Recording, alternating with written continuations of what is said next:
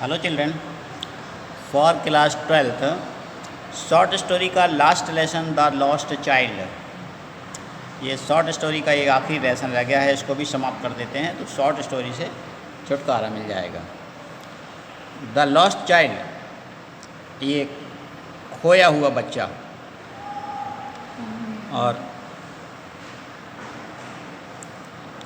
It was the festival of spring, यहाँ से lesson है मिला। बसंत का त्यौहार का समय था। From the wintry shade of narrow lane and valley and alley emerged a gaily clad humanity. सर्दी, विंट्री माने सर्दी की, शेड्स माने छाया, ऑफ नैरो लेन सकरी गलियों की, सर्दी के मौसम में सकरी गलियों की छाया, and alleys emerged a gaily clad humanity. ये और वहाँ की जो गलियाँ हैं वो क्लैड ह्यूमैनिटी मानवता से भरी हुई, अर्थात गलियों में लोग जा रहे थे। इमर्ज्ड माने भीड़ से भरे हुए, रस्साकशी करना, भीड़ भाड़ से युक्त। Thick as swarm of bright coloured rabbits issuing from a barren. जैसे कि मतलब इतनी भीड़, इतनी थिक माने घनी, इतनी घनी भीड़ जैसे कि अच्छे रंगीन रेबिट माने खरगोश, अच्छा कलरफुल खरगोश का झुंड, swarm, issuing from a warren, कहीं बिल से निकल रहा। मतलब कैसी उपमा दी है लेखक ने। वो जो सर्दी का मौसम था, गांव की सकरी गलियां, उसमें छाया, और वहाँ पर लोगों की भीड़ आ जा रही थी। ऐसे आ रही थी जैसे कि कहीं किसी बिल से खरगोशों का झुंड निकल रहा हो, कलरफुल खरगोशों का, क्योंकि लोग कुछ अलग रंग बिरंगे कपड़े पहने होते हैं, इसलिए कलरफुल खरगोश कह दिया। जैसे कि कलरफुल खरगोशों का झुंड किसी वारन माने झुंड, बिल से, बाड़े से निकल रहा हो। दे एंटर्ड द फ्लडेड सी, और कहाँ जा रहे थे ये?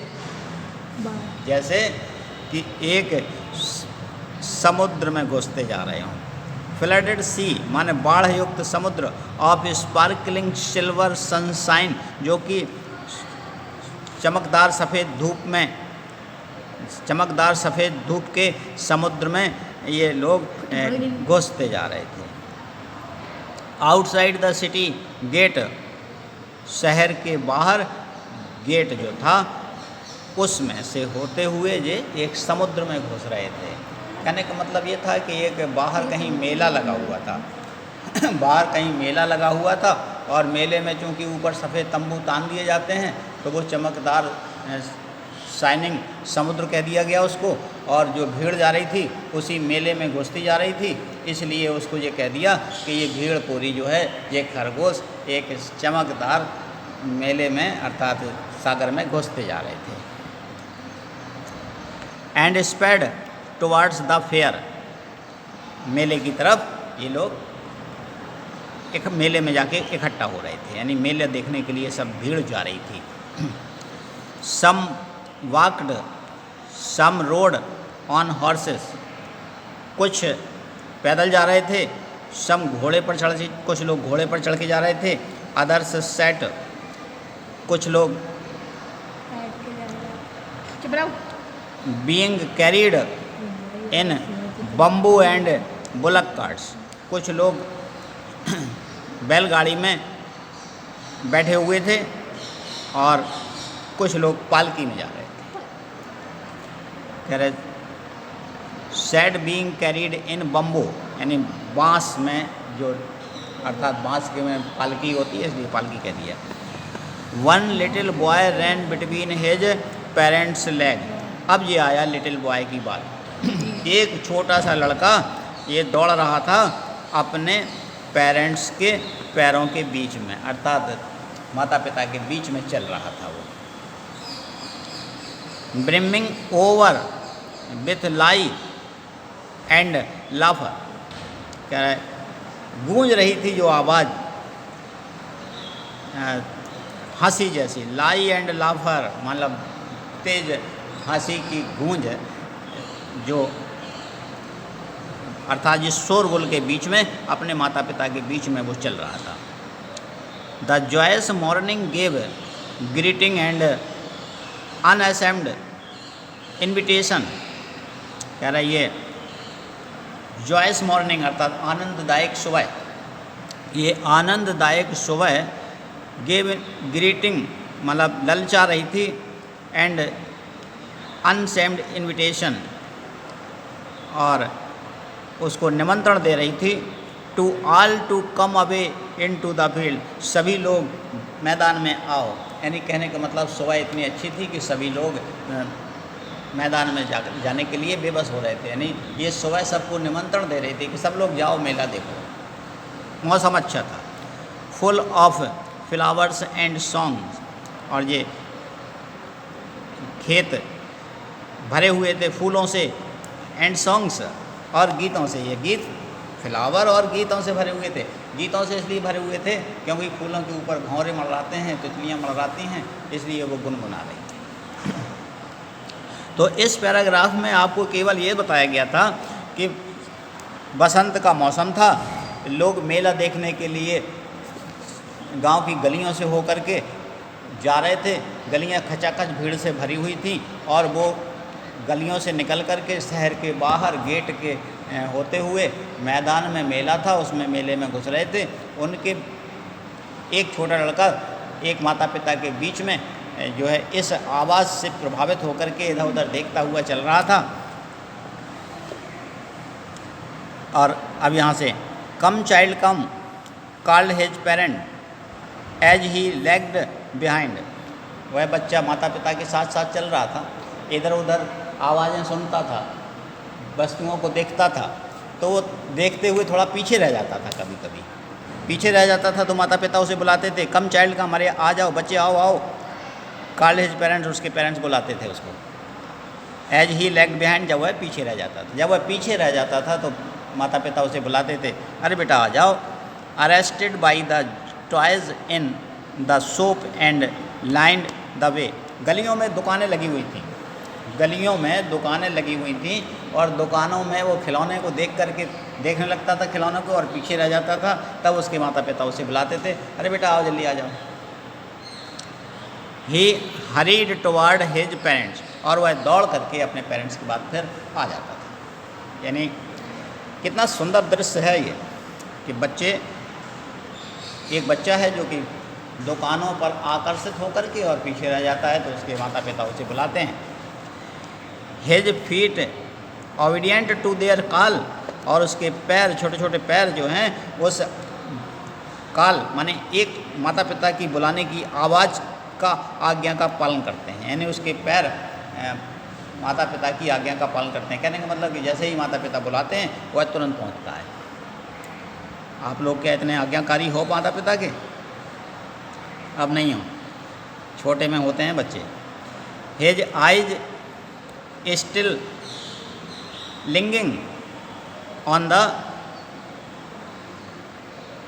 रीसेडिंग टॉयज, आ जाता था वो, लेकिन उसकी आंखें अभी भी वही खिलौनों की तरफ लगी रहती थी। यानी देखता जाता था पीछे की तरफ, खिलौने कितने अच्छे हैं, लेकिन माता पिता बुलाते थे तो आ जाता था, दौड़ता हुआ आ रहा है, लेकिन अभी भी पीछे मुड़ मुड़ के देखता जाता है खिलौनों की तरफ, दुकानों की तरफ। As he came to where they had stopped to wait for him, और जहाँ उसके माता पिता जब आगे निकल जाते थे तो रुक जाते थे, वो रुक करके उसका इंतज़ार करते थे, और वहाँ फिर वो पहुँच जाता था। लेकिन जैसे ही वो उनके पास पहुँचता था, he could not suppress the desire of his heart, अपने हृदय की इच्छा को रोक नहीं पाता था। उसके हृदय की इच्छा क्या होती थी कि उन्हें खिलौना देखा है, अरे वो हमें खिलौना चाहिए। बच्चे ठुनकने लगते हैं मम्मी से, मम्मी दिला दो ना, तो वो भी ऐसे कहने लगता था। Even though he well knew the old cold stare of refusal in their eyes. हालांकि वो जानता था इस बात को कि अब उसके माता पिता कह देते थे कि नहीं ये नहीं, अरे बेकार है खिलौना, चलो आगे लेकर देखेंगे। यानी कहने का मतलब वो जानता था कि दिलाएंगे नहीं माता पिता, लेकिन फिर भी वो कह ही देता था कि हमें ये खिलौना चाहिए, हमें खिलौना दिला दो। लेकिन उसके माता पिता उसे नहीं दिलाते थे। वही इस बात को जानता था कि दिलाएंगे नहीं। I want that toy he pleaded.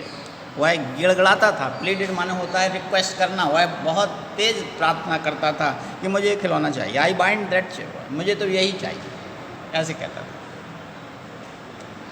Mansi तुम्हें क्या चाहिए, कहाँ देख रही? अपने हाथ पे। His father looked at him red eyed. तब उसके माता पिता फादर क्या करते थे, उसको लाल लाल आंखें दिखाते थे। वो कहता था मुझे एक खिलौना चाहिए, तो माता पिताजी उसको दिखा देते हैं आंखें ऐसे घूर करके। अच्छा, इन हिज फैमिलियर टायरेंट्स वे, उसको डराते हुए जैसे देखा लाल लाल आंखों से बच्चा चुपचाप हो जाता था, नहीं चाहिए, नहीं चाहिए। His mother melted by the free spirit of the day. और माँ क्या करती थी? फ्री स्पिरिट, अपने मतलब बोली के द्वारा अपने हाथ फेर करके उसको सांत्वना दिलाती थी। अरे बेटा ठीक है, पापा के पास अभी पैसे नहीं है, बाद में देते। मतलब माँ मेल्टेड माने सहलाती थी, by the free spirit of the day, यानी उस कैसे दिन की, अरे बेटा इधर देखो, ये देखो कितना अच्छा है। मतलब बच्चे को बहलाने के लिए यही उपाय होता है। जब वो खिलौना मांगता है तो माँ उसका ध्यान भटका देती थी इधर उधर बात कह करके। अरे ये देखो तुम्हारे आगे ये क्या है। बच्चे जब कोई चीज़ मांगते हैं तो हम ऐसे ही करते हैं ना, कि उसका दिमाग इधर उधर भटका देते हैं। Was tender and giving him her finger to catch said. माता मम्मी कहती उंगली पकड़ो, चलो अच्छा आओ इधर देखो, देखो मेरी उंगली पकड़ो। लुक चाइल्ड, इधर देखो, व्हाट इज़ बिफोर यू, ये देखो तुम्हारे सामने क्या है। मतलब उसका दिमाग भटकाने के लिए इस तरीके से वो कहती थी। बस यहीं तक आप लोग टिक कर लीजिए इसको, इसके आगे फिर कल देखेंगे। Thank you.